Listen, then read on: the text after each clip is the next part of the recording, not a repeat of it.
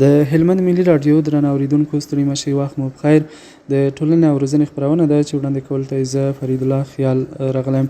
درنو اوریدونکو، د ټولنې او روزنې خپرونه نن روغتیایي برخې ته ځانګړې شوې ده چې په میکروبونو به بحث کیږي. دا چې میکروبونه څه دي، ولې رامنځته کیږي، د مخنیوي لارې چارې څه دي، بشپړ بحث په همدې خپرونه کې پرې کیږي. په خپرونه کې را سره ډاکټر صاحب عبدالمنان مفتی زاده را سره مېلمه دی. ډاکټر صاحب ستړي مه شئ، پخیر راشئ خپرونې. تر ټولو مخکې تاسو ته او د دې خپرونې اوریدونکو ته د زړه له کومې سلامونه او نیکې هیلې وړاندې کوم. السلام علیکم ورحمت الله وبرکاته. تاسو ته هم ښه راغلاست. ډېره زیاته مننه ډاکټر صاحب کور ودان چې بلنه مو ومنله او تر دې ځای راغلی، زحمت مو ویست. ستاسې هم کور ودان چې موږ ته موقع راکړله او د داسې مهمې خپرونې د تعقیب دپاره. ډېره زیاته مننه ډاکټر صاحب. پیل یې که له دې نه وکړو چې میکروبونه څه شی دي، کوم ډولونه لري؟ میکروبونه چې دي هغه د میکروب کلمه د یو لاتیني لفظ څخه اخیستل شوې ده. مایکرو د کوچني په معنا ده. بله.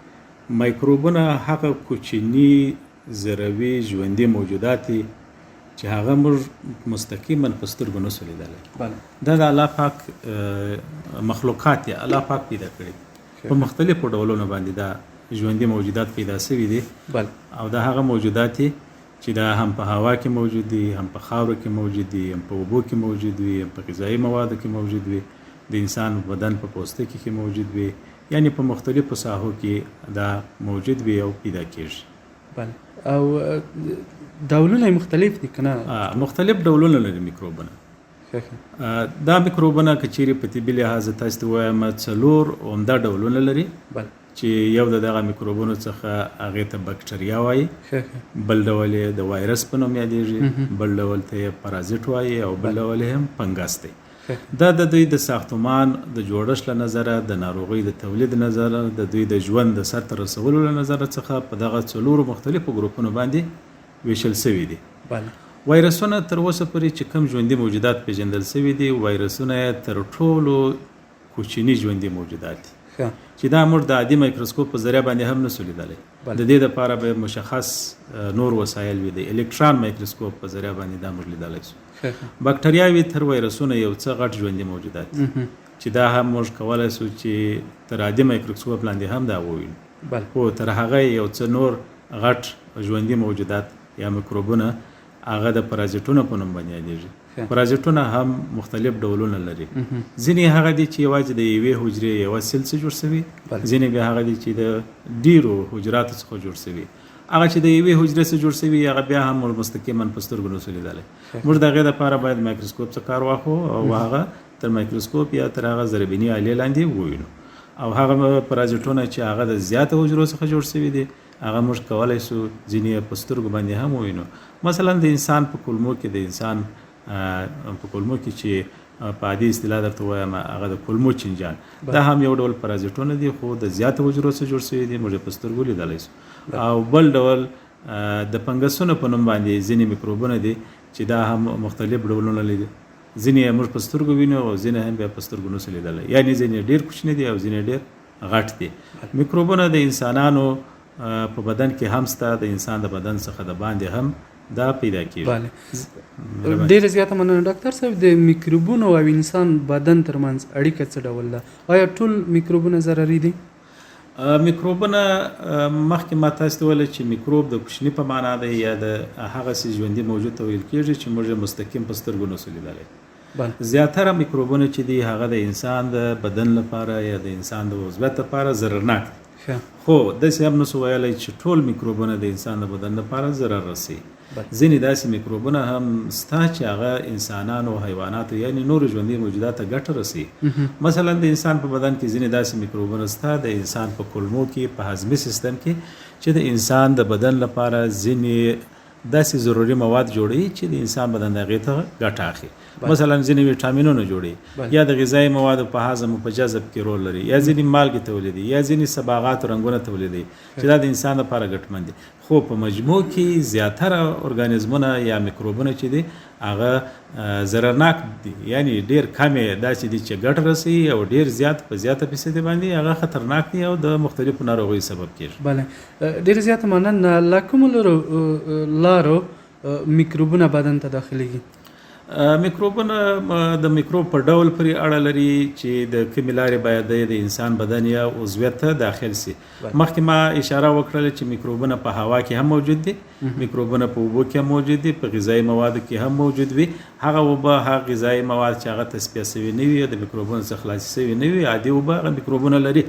خو که چیرې داسې وي چې دا اوبه هغه فلټر سي او یا ځینې نورې مانورې ورباندې اجرا سي، مثلا ویشول سي، بیا د دې په منځ کې هغه میکروبونه چې دي هغه مړه کیږي. نو که چیرې میکروب په اوبو کې موجود وي، د اوبو د چښلو سره هضمي سیستم ته داخلیږي. او که چیرې میکروب په میوه‌جاتو کې موجود وي، په سبزیجاتو کې موجود وي، یا د غذایي موادو سره موجود وي، نو دا بیا هم د خوراکي موادو سره، د غذایي موادو د خوړلو سره هضمي سیستم ته ځي. ځینې هغه میکروبونه چې هغه په هوا کې موجود وي، کېدلی شي چې د تنفسي لارې د انسان بدن ته داخل شي. کله چې انسان تنفس کوي نو دا د پوزې او خولې د لارې څخه مستقیما داخلیږي، د انسان د بدن مخاطي غشا کې ځای نیسي او په دې ډول باندې سږو ته ځي او د سږو ځینې ناروغۍ رامنځته کوي. ځینې داسې میکروبونه دي چې هغه د کانټاکټ او د تماس د لارې څخه د پوستکي د لارې د انسان بدن ته داخلیږي. ځینې داسې میکروبونه دي چې هغه د ځینو حشراتو د چیچلو له لارې د انسان بدن ته داخلیږي.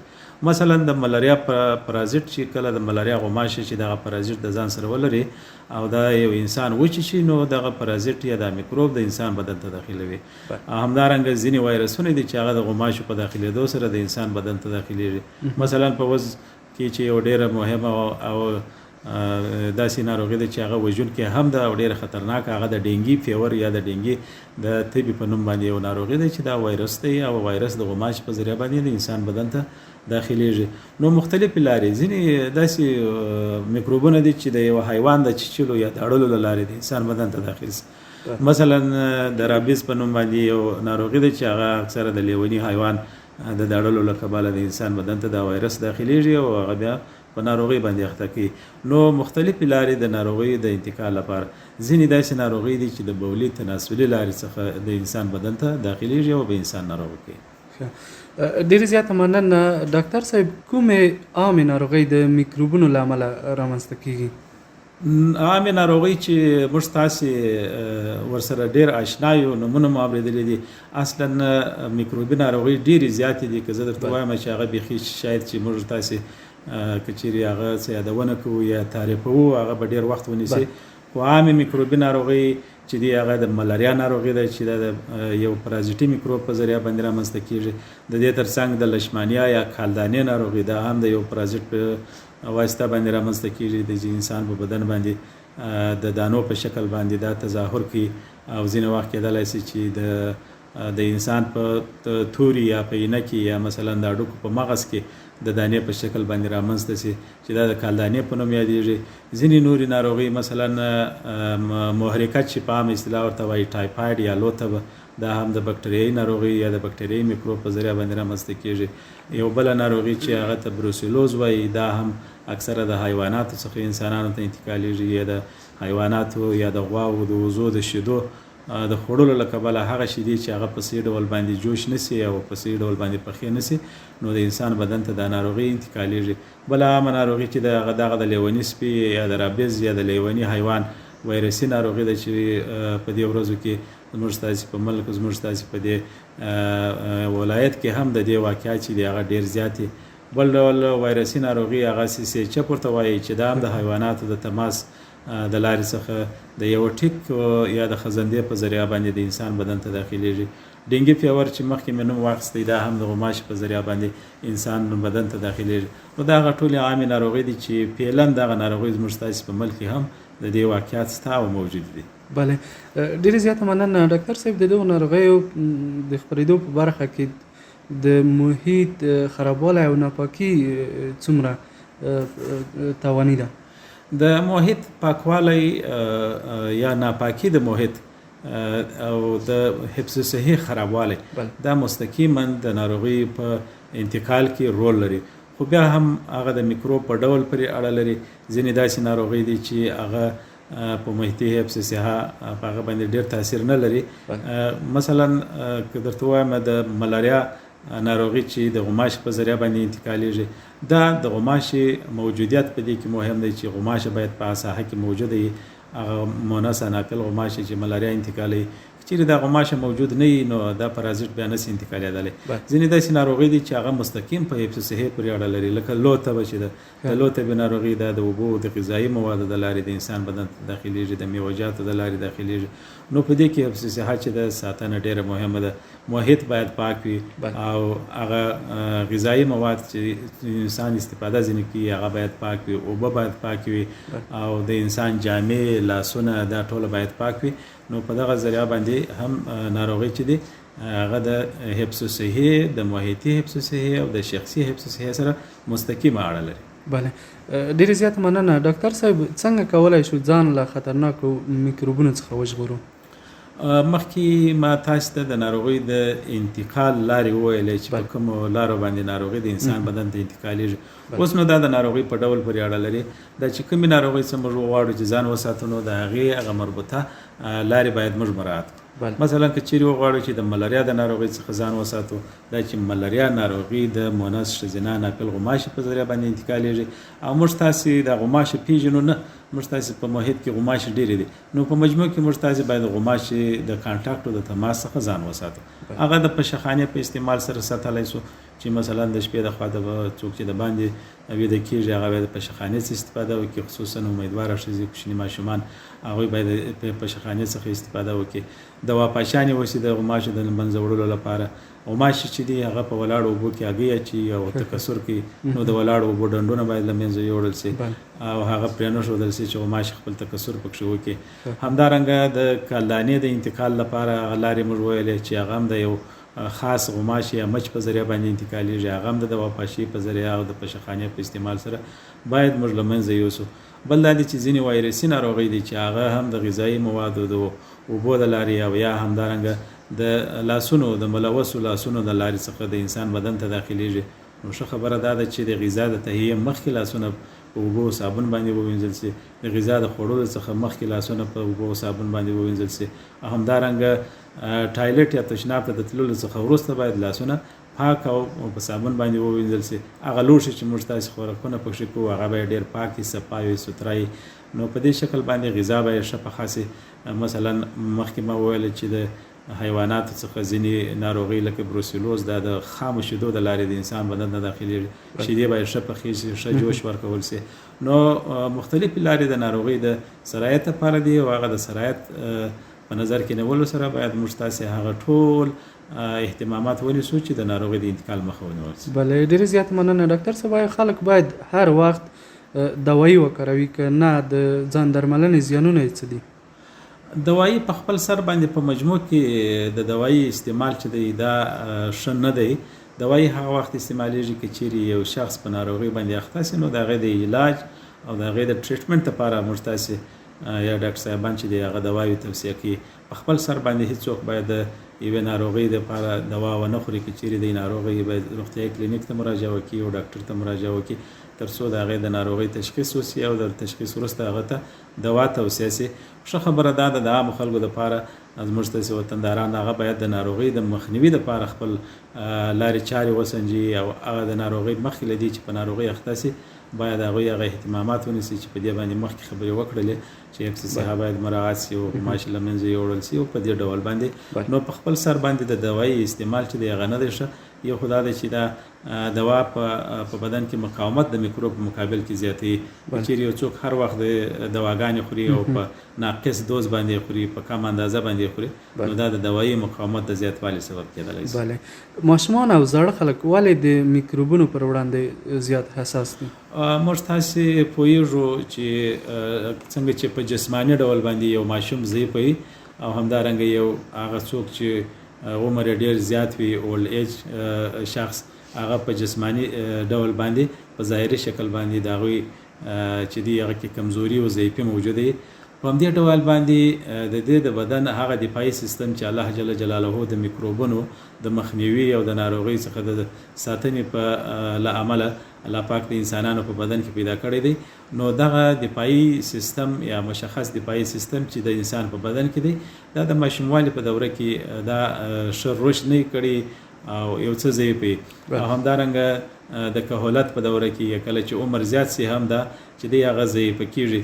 نو هر څومره چې د بدن معافیتي سیستم د انسان ضعیف وي میکروب هغه باندې حمله کوي او هغه ژر ناروغه کوي او په شدید ډول په ناروغۍ باندې اخته کوي. نو دا علت چې په ماشومانو او په هغه کسانو کې چې هغه عمر ډیر زیات وي هغه په ناروغۍ اخته کیږي او ناروغي شدید حالت ته ځي. بله ډیر زیات مننه ډاکټر صاحب. د عام خلکو لپاره کوم روغتیايي پیغامونه لرئ؟ د عام خلکو لپاره زما پیغام دا دی چې صحت ډیر مهم شی دی. د ځان د صحت ته باید پاملرنه وکړي. پاملرنه په دې ډول باندې چې مخکې له مخکې چې یو څوک ناروغه سي باید هغه د خپل صحت لپاره د توجه وکړي. د توجه لپاره خبره دا ده چې د بیا هم زه راځم هغه حفظ صحت چې محیطي حفظ صحت په کوم ځای کې د ژوند کوي هغه کور کې چې د ژوند کوي پاک څو محله کې چې ژوند کوي دا ځایونه باید پاک وي. او همدارنګه د شخصي حفظ صحت جامې کالي لاسونه غذایی مواد اوبه دا ټول دا د پاک شیانو څخه باید استفاده وکړي. او دوی باید په دې پوه سي چې هغه اوبه چې هغه ناپاکي هغه ناروغي تولیدي هغه غذایی مواد چې هغه تر وخت تیر سوي یا وخت ور باندې تیر سوي خراب سوي نو په هغه کې میکروبونه وده کوي او دوی په ناروغي باندې اخته کیږي. نو زما یو عام پیغام دا دی چې دوی باید حفظ صحت مراعات کړي او د ځان ساتنه په دې باندې وکړي چې دوی محیطي حفظ صحت او شخصي حفظ صحت باید مراعات کړي. بله ډیر زیات مننه ډاکټر صاحب. ستاسو له نظره عام خلک باید د میکروبونو په اړه د خپل کورنیو غړو ماشومانو ته څه ډول زده کړې ورکړي؟ که چیرې عام خلک اوله خبره دا ده چې عام خلک خپله باید په دې باندې پوه سي د ناروغیو په خطر باندې پوه سي د ناروغیو په خراب عواقبو باندې باید دوی پوه سي. که چیرې دوی پوه نو بیا کولی سي چې هغوی خپل ماشومان هم پوه کړي او خپل په کور کې هم د دغه ناروغۍ د مخنیوي لپاره هغه اهتمامات چې دی هغه ونیول سي.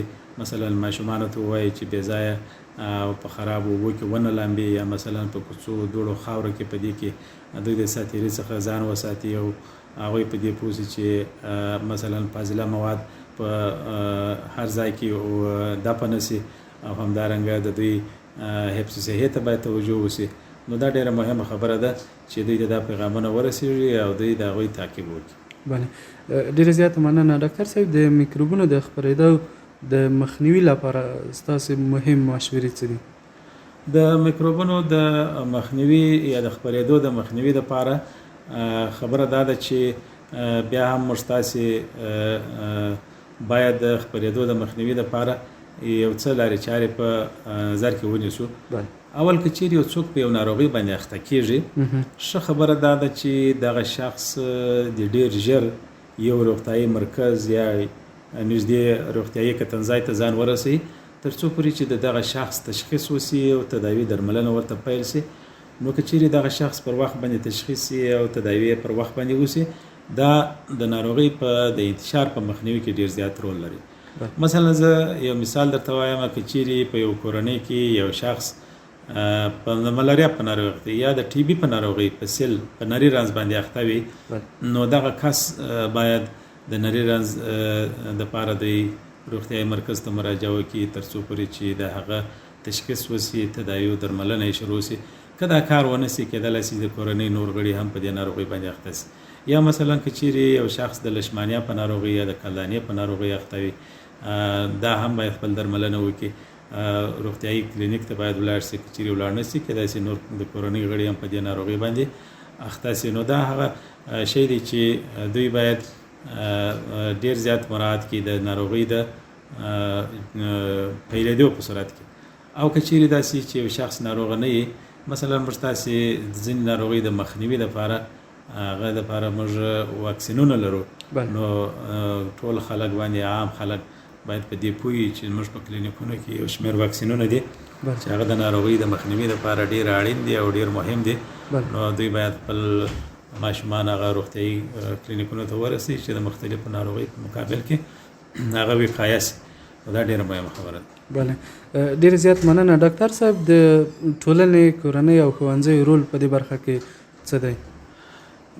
موږ تاسې په یو ټولنه کې په یو جامعه کې ژوند کوو، نو دا ټول کارونه چې دي یا د ناروغۍ د مخنیوي لارې چارې دا د یو شخص کار نه دی چې یو نفر دا کار وکړي، کې داسې یو نفر د ځان لپاره وکړي. خو که غواړو چې د ټولنې او د جامعې لپاره او زموږ ټوله ټولنه د دې ناروغیو څخه خلاصه سي او د ناروغۍ مخنیوی کړی وي، نو په دې کې هر فرد او د کورنۍ ټول غړي، د جامعې او د ټولنې ټول غړي په دې کې رول لري او هر یو ځان ته چې دی اهمیت لري. مثلا د کورنۍ غړي کېدلی شي چې خپل د کورنۍ چاپیریال پاک وساتي، همدارنګه نور د محلې یا د ټولنې لپاره په مختلفو وقایوي پروګرامونو کې دوی برخه واخلي، همدارنګه ټولنه چې د هغه یو بل ته وژه ورکړي. که چیرې موږ دې ته کښېنو چې دا به یوازې یو څو کسان راځي یا ډاکټران به دا کار کوي یا عامې روغتیا ریاست به دا کار کوي یا به ښاروالي یوازې دا کار کوي یا به حکومت یوازې دا کار کوي، نو دا په یوازې ډول باندې نشي کېدلی. نو د جامعې ټول غړي هر فرد چې دی هغه د دې مسؤلیت لري چې د ناروغۍ د مخنیوي لپاره دوی په دغه پروګرامونو کې خپله ونډه واخلي. بله ستاسو د دید له نظره تر اوسه د میکروبونو له امله زیات ناروغۍ په انسان بدن کې رامنځته شوي دي او دوی ورسره لاس او ګریوان شوي دي؟ معلومدار خبره ده چې موږ تاسې زه خپل د دې ولایت په اړه باندې چې د ځینې ناروغیو په هکله ماته معلومات شته. مثلا زموږ ماشومان په دې د کال په اوږدو کې د شري د ناروغۍ سره ډېر زیات لاس و ګریوان دي. هغه شري ناروغۍ یا میزل چې ورته وایي یو وایرسي ناروغي ده چې د اطفال اخته کوي، نو هغه کسان چې هغوی واکسین نه وي تطبیق کړی او د دوی معافیت ضعیف وي، نو دا کسان ډېر د شري په ناروغۍ باندې اخته کېږي. شري چې د یو وژونکې ناروغي ده، هغه ځینې مهم اختلاطات رامنځته کوي یا ناوړه عواقب رامنځته کوي. کېدای شي د هغې له کبله څخه د شري ناروغۍ له کبله څخه ماشومان خپل ژوند هم د لاسه ورکړي. بله ناروغي چې زموږ تاسې دلته په دې ملک یا په دې هېواد کې موږ د هغې واقعیات لیدلي دي، ډېر مو لیدلي دي. مثلا یو وایرسي ناروغي چې کرونا ناروغي ده، کرونا چې ورته وایي، د دې واقعیات هم شته. فعلا هم د دې ناروغۍ واقعیات زموږ تاسې په ټولنه کې موجود دي او ډېر خلک یې ناروغه کړي دي. همدارنګه د CCHF چې دا ډېره خطرناکه وایرسي ناروغي ده، د دې مثبت واقعیات هم دي، خو الحمدلله په ډېر زیاته پیمانه باندې نه دي، خو بیا هم زموږ تاسې د ټولنې وګړي دې ته باید متوجه سي. دا ناروغي اکثره د حیواناتو څخه، خصوصا هغه وخت چې قصابان حیوانات حلالوي، په دغه وخت کې د تماس له کبله څخه انسانانو ته انتقالېدلی سي. نو مختلفې ناروغۍ، د ملاریا ناروغي زموږ تاسې په هېواد کې، زموږ تاسې په دې ولایت کې موجوده ده. د ملاریا ناروغي د غوماش په ذریعه باندې د پرازیت، د پلازمودین د پرازیت په اساس باندې رامنځته کېږي یا د هغې په واسطه رامنځته کېږي. دا هم مختلف ډولونه لري چې یو ته ملاریا وایواکس وایي، بل ملاریا فلسیپارم. فلسیپارم یې ډېره زیاته خطرناکه ده، دماغي ملاریا رامنځته کوي او وژنه رامنځته کوي یا انسان کېدلی شي له منځه یوسي. نو دا ناروغي هم موجوده ده. بل د کالدانې ناروغي، هغه هم موږ تاسې په ولایت کې ډېره زیاته ده. همدارنګه ځینې نورې ناروغۍ هم د دې سره په څنګ کې، مثلا د لوی تبې ناروغي ده او بروسیلوز چې حیواني مورکه ورته وایي، د ژړې په نوم باندې یا د تور ژړي چې عام خلک ورته تور ژړی ورته وایي، موږ ورته هیپاټایټس وایي. دا هم دا ناروغي هم د انسانانو په منځ کې موجوده ده. دا د ینې التهاب ده چې ینه په التهاب باندې اخته کېږي او انسان ناروغه کوي. نو دا هم یو مزمنه ناروغي ده، کېدلی شي چې د نه تداوي په صورت کې یو انسان خپل ژوند د دې ناروغۍ له کبله څخه د لاسه ورکړي. او په دې ډول باندې نورې زیاتې ناروغۍ چې دي هغه زموږ تاسې خلک ورسره مخامخ دي. بله ډېره زیاته مننه ډاکټر صاحب. یوه مور چې د ماشوم په روزنه کې تر ټولو او د پخلي په برخه کې تر ټولو مهمه ونډه لري، دوی ته د دغه میکروبونو د مخنیوي په برخه کې څه کول پکار دي؟ نو ماشوم تغذیه که چیرې د مور په ذریعه باندې کېږي، دلته باید ډېره زیاته توجه وسي، ځکه مخکې ما دې ته اشاره وکړه چې ځینې داسې میکروبونه دي چې هغه د خولې د لارې څخه د انسان بدن ته داخلیږي، هضمي سیستم ته داخلیږي. اوس نو که چیرې د دغه ماشوم چې موږ یې تغذیه کوو، چې هغه خصوصا هغه ماشومان چې هغوی د شیدو په ذریعه باندې یا د بوتل د شیدو په ذریعه باندې تغذیه کېږي، نو ښه خبره دا ده چې مور دې ته توجه وکړي چې هغه لوښی چې دا یو خپل ماشوم ته شیدې ورکوي یا غذایي مواد ورکوي هغه مخکې له مخکې باید ډېر زیات پاک وي او همدارنګه هغوی باید په اوبو صابون او حتی ځینې داسې سامان آلات چې هغه د جوش اوبو په ذریعه باندې باید ووینځي وروسته له هغې څخه خپل ماشوم ته هغه غذایي مواد هغه ورکړي او په دې ډول باندې کولی شي چې د ډېرو ناروغیو څخه هغوی راوساتي.